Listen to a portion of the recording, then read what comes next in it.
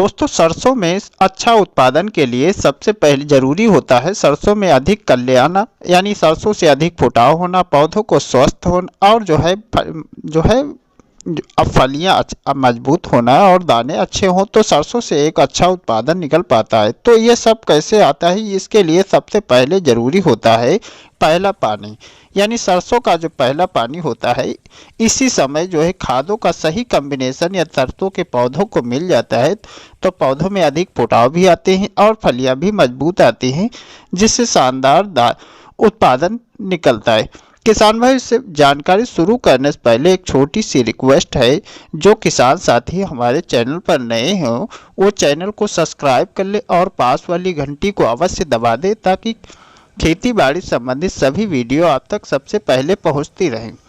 अब चलिए शुरू करते हैं किसान भाई। जैसे कि सरसों में हमारे पहला पानी जो हम देते हैं तो बहुत सारे क्षेत्रों में पानी अलग अलग समय पर लगते हैं, जैसे कहीं पर 30 से 35 दिन में, कहीं 35 से 40 दिन में और किसी किसी क्षेत्र में 25 दिन पर भी पहला पानी दिया जाता है। तो पहले पानी पर जो हमें खादों का कॉम्बिनेशन देना है वो 3 कॉम्बिनेशन हम आपको अलग अलग बताएंगे, जो आपको पर्याप्त मात्रा में यानी आसानी से मिल रहा आप उसको डाल दें, एक सरसों से शानदार उत्पादन निकाल सकते हैं। तो चलिए शुरू करते हैं। सबसे पहला कॉम्बिनेशन है यूरिया। तो यूरिया तो हमें लेना है 35 से 40 किलोग्राम। यदि बिजाई के समय सही खादें डाल दी हैं तो हमें यूरिया बस इतनी ही लेना है। यदि बिजाई के समय यूरिया नहीं डाली तो आप 45 किलोग्राम प्रति एकड़ के हिसाब से भी यूरिया ले सकते हैं।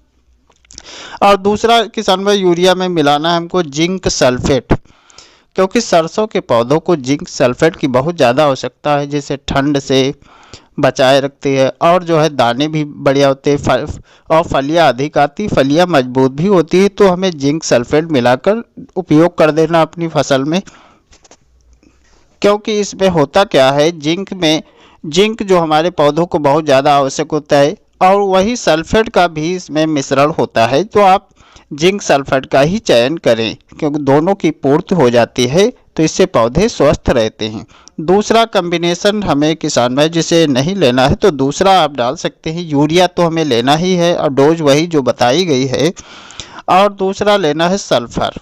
यदि आप बिजाई के समय सल्फर का प्रयोग नहीं किया है तो यहाँ पर आप सल्फर पाउडर फॉर्म में जो आती है उसको यूरिया में मिलाकर बिखेर दें। इसको थोड़ा डालने में समस्या होती है क्योंकि पाउडर होता है उड़ता है हवा की वजह से, तो यूरिया में आप अच्छी तरीके से बिखेर कर अब आप डाल दें यानी बिखेर दें, क्योंकि सरसों में सल्फर का बहुत महत्व होता है।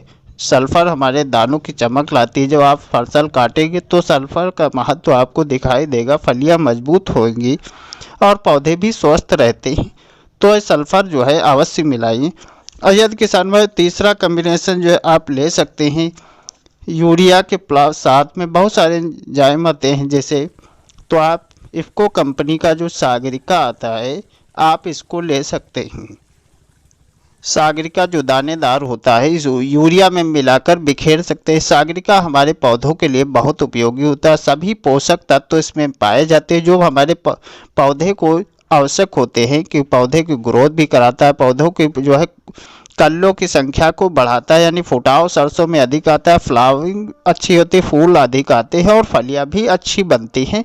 तो आप किसान भाई ये तीनों में से आप किसी एक कॉम्बिनेशन को आप पहले पानी पर अवश्य डाल दें। आप देखेंगे सरसों की फसल आपकी शानदार उत्पादन देगी और फलियां अच्छी होंगी, दाने चमकदार होंगी और तेल मात्रा भी बहुत अच्छी मिलेगी। किसान भाई यदि इस तरीके से आप सरसों की खेती करेंगे तो एक सरसों से शानदार उत्पादन मिल सकता है। किसान भाई यदि जानकारी अच्छी लगी है तो चैनल को सब्सक्राइब कर लीजिए और पास वाली घंटी को अवश्य दबा दीजिए ताकि खेती बाड़ी संबंधित सभी वीडियो आप तक सबसे पहले पहुंचती रहें। धन्यवाद। जय जवान जय किसान।